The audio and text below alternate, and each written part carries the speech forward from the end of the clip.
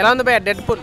అన్నా ఏందన్నా నిజంగా పిచ్చెక్కిపోయింది. నిజంగా మన త్రిపుల్ ఆర్ చూసాం కదా మన తెలుగు వాళ్ళు, సేమ్ అట్లానే ఉందన్న. అంటే అక్కడ రామ్ చరణ్ ఎన్టీఆర్ ఎట్లయితే కొట్టుకుంటారు ఇక్కడ కూడా అట్లానే కొట్టుకున్నారు అన్న ఇద్దరు. సేమ్ అలానే అనిపించింది, డిఫరెంట్గా అనిపించింది అన్న నాకైతే. అసలు మెయిన్ చెప్పాలని నాకు ఇంగ్లీష్ రాదనమాట. సో నేను కూడా అక్కడ ఇంగ్లీష్ ఏం అర్థం కాలేదు, జస్ట్ బొమ్మలు చూసుకొని ఉన్నా అంతే. సో బొమ్మలు చూడడానికి వెళ్ళినట్లు అనిపించింది సినిమాలో అయితే నిజంగా. ఫైట్లు ఎలా ఉన్నాయి? ఫైట్లు అన్న ఫైట్లు అయితే వేరే లెవెల్ ఉన్నాయి అన్న. అంటే నాకు కల్కి సినిమా చూసినట్లు గుర్తొచ్చింది, ఫైట్లు అంతలా ఉన్నాయి ఫైటింగ్స్ కూడా. డెడ్ పూల్ క్యారెక్టర్ నచ్చిందా, ఎక్స్ మ్యాన్ క్యారెక్టర్ నచ్చిందా? అన్న ఎక్స్ మ్యాన్ నచ్చింది అన్న, ఎందుకంటే అందులో ఎక్స్ ఉంది కదా, అందుకే ఎక్స్ మ్యాన్ క్యారెక్టర్ నచ్చింది అన్న నాకైతే. ఆ కొట్టడం కూడా డెడ్ పూల్ కానీ నిజంగా డెడ్ అయిపోయింది అనమాట ఆడు కూడా. సో అలా అనిపించింది. సో మీరు చూడండి అన్న మార్వెల్స్ డీసీ అవెంజర్స్ ఏమైనా రాని అన్న, నిజంగా వరల్డ్ వార్ 3ని చూపించేసిండు సినిమాలో థియేటర్లో అయితే. సేమ్ అట్లానే ఉంది, కొట్టుకోవడం అన్న నిజంగా థియేటర్కి వచ్చి కొట్టుకోవడమే అనిపించింది మాకు కూడా చూసి. కామెడీ అన్ని కూడా ఎక్స్పెక్ట్ చేస్తారు కదా, ఎట్లా ఉంది అన్న?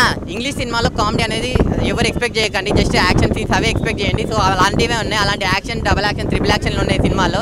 సో మీరు చూడండి అన్న అంతే. అన్న డెడ్ పూల్ ఏం చెప్పచ్చు అన్న, మా కొట్టుకోవడం మామూలు కొట్టుకోండి. త్రిపుల్ ఆర్లో మన రామ్ చరణ్ ఎన్టీఆర్ ఎట్లయితే కొట్టుకున్నారో అట్లా కొట్టుకున్నారన్న డెడ్ పూల్లో కూడా. నిజంగా నాకు పిచ్చెక్కిపోయింది అనమాట, వేరే లెవెల్ అనిపించింది. అంటే నాకు ఇంగ్లీష్ అంతగా అర్థం కాదు కాబట్టి ఏవో అలా బొమ్మలు చూసుకుంటూ ఉన్న థియేటర్లో నేనైతే చాలా బాగా సాటిస్ఫై అయినా అన్న.